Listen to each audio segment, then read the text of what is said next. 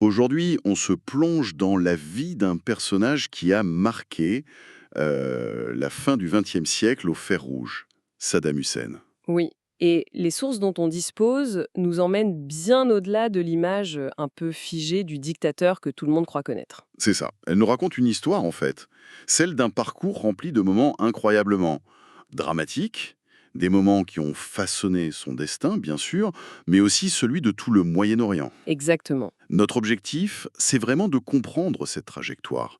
Comment est-ce qu'un jeune garçon né dans une pauvreté quasi absolue et obsédé par une seule idée, échappé à son sort, comment a-t-il pu devenir le maître de l'Irak? Et pour ça, on ne peut pas se contenter de lister des dates, ça n'aurait aucun sens. On va devoir s'intéresser au moment charnière. Au bascule. Voilà, aux décisions qui ont tout changé, ces expériences de jeunesse, la misère, cette soif d'éducation qui était presque une rage, et puis ce contact très très précoce avec la violence, les armes. Tout ça, c'est fondamental pour décrypter le leader qu'il est devenu. D'accord. Alors, commençons par le tout début, qui est déjà un véritable roman. Ah oui, À 10 ans, Saddam s'enfuit de chez lui. Et attention, ce n'est pas un caprice d'enfant, c'est un acte de rébellion. existentiel presque. C'est ça. Il refuse la vie d'agriculteur analphabète à laquelle il est destiné. Il décide, seul, de rejoindre son oncle à Tikrit pour la seule chose qui compte, aller à l'école. Et il y a ce détail pendant la fugue. Oui, ce détail incroyable, ses cousins lui donnent sa toute première arme, un pistolet. Pour se protéger sur la route. Un pistolet à 10 ans. Dès le départ, on a ça. L'éducation et la violence, qui sont complètement liées dans son histoire. C'est plus que lié, c'est presque un seul et même concept pour lui. L'un est l'outil de l'autre. Le savoir, c'est une forme de pouvoir, et la violence, c'est l'outil le plus direct pour l'acquérir et le protéger. D'accord. Et cet acte de fuite, c'est le premier jalon de son mythe personnel.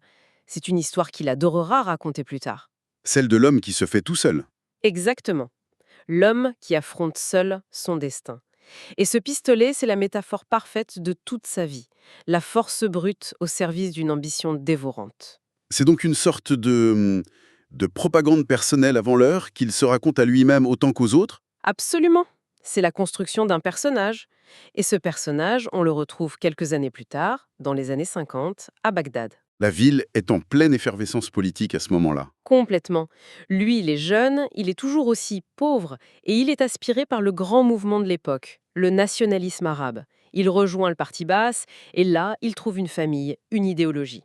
Et peut-être qu'il faut s'arrêter une seconde sur ce qu'est le parti basse à cette époque. Ce n'est pas juste un parti politique classique. Non, loin de là. C'est un mouvement révolutionnaire, laïque, socialiste et panarabe.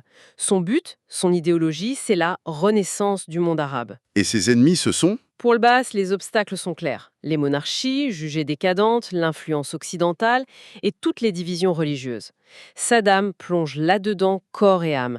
Et il passe très vite de la théorie à l'action clandestine. Et c'est là qu'intervient l'événement qui va vraiment forger sa légende de militant. Oui, la tentative d'assassinat ratée de 1959. Contre le dirigeant de l'Irak, le général Qassim, Saddam fait partie du commando.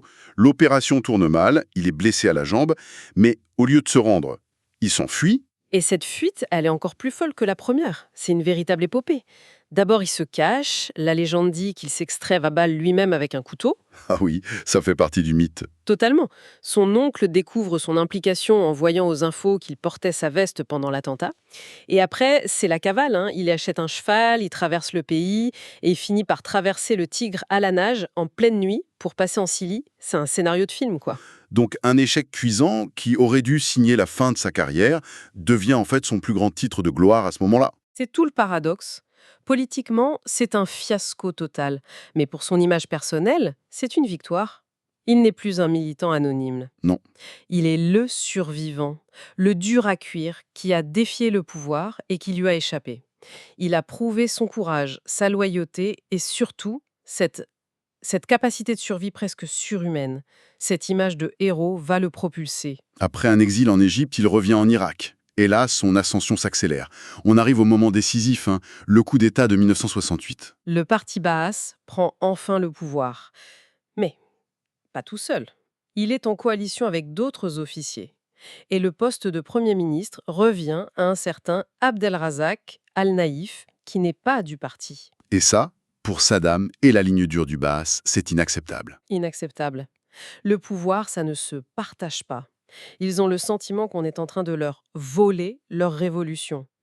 La cohabitation ne va pas durer. 13 jours. 13 jours, exactement. Et c'est là qu'on assiste à cette scène absolument glaçante. Oui, Lors d'un déjeuner au palais présidentiel, Saddam, qui n'est que le numéro 2 de la sécurité du parti, entre avec quelques hommes dans le bureau où se trouvent le président al-Bakr et le premier ministre al-Naïf. Il sort un pistolet il le pointe sur Al-Naïf. et il lui dit simplement « Tu es arrêté ». C'est un moment de bascule. On voit l'homme d'action de 1959 se transformer en stratège politique. C'est un coup de force d'une audace folle. Il neutralise son principal rival sans verser une goutte de sang. Juste par l'intimidation. Uniquement l'intimidation et l'effet de surprise. Al-Naïf est embarqué dans un avion pour les îles dans la minute. C'est du Machiavel à l'état pur. Mais est-ce que c'était vraiment un coup de maître solitaire ou est-ce qu'il agissait avec le soutien de tout un appareil sécuritaire qu'il avait déjà commencé à mettre en place? C'est une excellente question. Ce n'est pas un acte isolé, c'est l'aboutissement d'un travail de fond.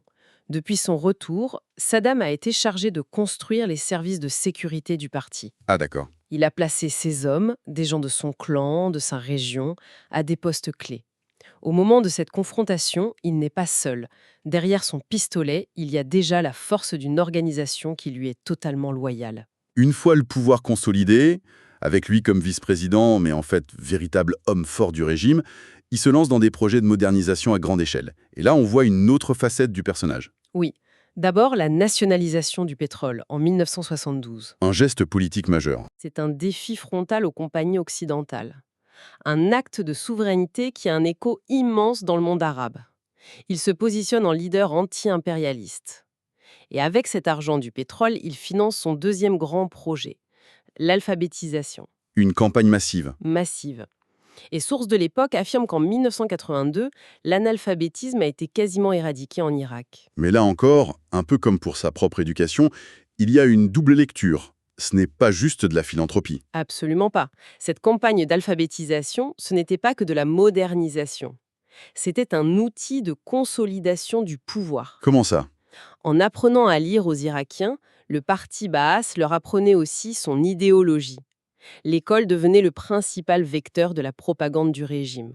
On forgeait une nouvelle identité nationale irakienne, laïque, arabe, autour du parti et de son leader. Le savoir, c'est le pouvoir. Il y applique à l'échelle d'un pays. Voilà. Et il veut contrôler ce savoir. Et en parallèle de ce visage de bâtisseur, il y a l'autre face, beaucoup plus sombre. Les deux sont les deux faces de la même médaille. La construction d'un appareil répressif d'une brutalité inouïe. Pour Saddam, on ne peut pas construire un État moderne et unifié dans une région aussi complexe que l'Irak sans un contrôle absolu. Il met donc en place la Mukhabarat, ses services de renseignement, des milices qui instaurent un climat de terreur. Et les purges. Constante, toute opposition, qu'elle soit réelle, supposée ou même juste potentielle, elle est éliminée sans pitié. Il bâtit des écoles d'une main et remplit les prisons et les charniers de l'autre. C'est ça, sa dualité. Cette période de construction s'achève brutalement au début des années 80. Sa présidence bascule dans l'ère des guerres. La première, la plus terrible, celle contre l'Iran, 1980-1998. Il faut bien comprendre le contexte. En 1979, c'est la révolution islamique en Iran. L'ayatollah Khomeini arrive au pouvoir. C'est un séisme géopolitique. Et pour le régime laïque et sunnite de Saddam, c'est une menace directe. Une menace existentielle. Ce nouveau régime chiite et révolutionnaire à sa porte, il craint le contagion. Notamment auprès de la majorité chiite de la population irakienne. Il lance donc ce qu'il pense être une guerre préventive et rapide. Sauf que ça ne se passe pas du tout, mais alors pas du tout comme prévu. Non.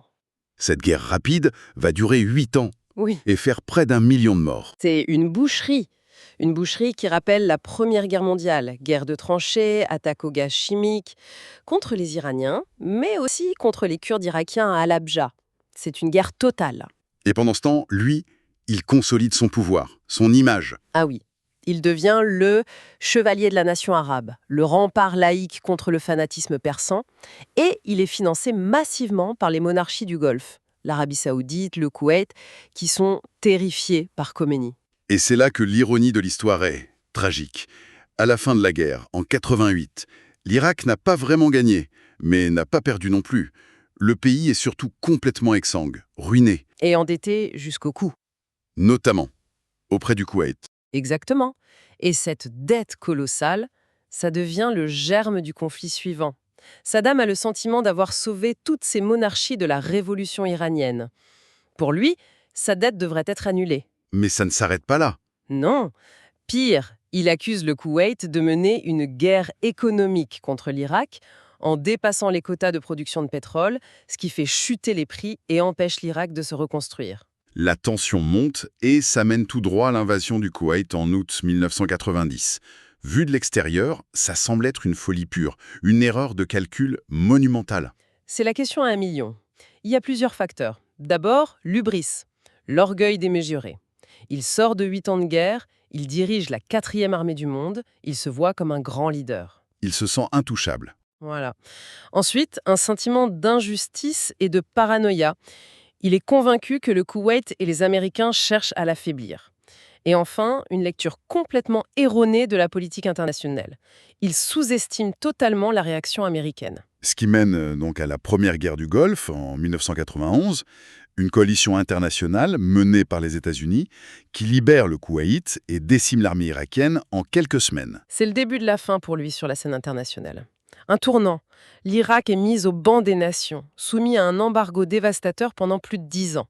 Son pouvoir à l'intérieur du pays reste absolu, il se durcit même, mais à l'extérieur, il est devenu un paria, Et cette invasion du Koweït le place sur une trajectoire de collision inéluctable. inéluctable avec les États-Unis. Une collision qui trouvera sa conclusion en 2003. Tout à fait. Si on prend un peu de recul, le parcours est vertigineux. On part du jeune garçon qui fuit son village pour avoir une éducation. On passe au militant prêt à mourir pour ses idées, au stratège politique qui élimine ses rivaux avec un sang-froid absolu, Au bâtisseur d'une nation moderne, et enfin au chef de guerre qui conduit son pays à la ruine. La boucle se referme. Les récits de sa fin le décrivent comme un homme qui, même face à la potence, s'est perçu jusqu'au bout comme celui qui a affronté seul son destin. exactement comme l'enfant de 10 ans sur les routes de Tikrit. C'est ça. Et c'est peut-être là que se trouve la dernière question. Le récit de cette vie, tel qu'on vient de le faire, est centré sur la volonté et les actions d'un seul individu. On le présente, et il se présentait lui-même comme l'acteur principal de son propre drame. Mais cette focalisation sur le grand homme, même si c'est un monstre, ça me fait réfléchir. En racontant son histoire, ne prend-on pas le risque, involontairement, de mettre en sourdine les millions d'histoires qu'il a brisées ? Celle des victimes ? Celles des Irakiens, des Iraniens, des Koweïtiens, dont les vies ont été façonnées et souvent détruites par ses seules décisions.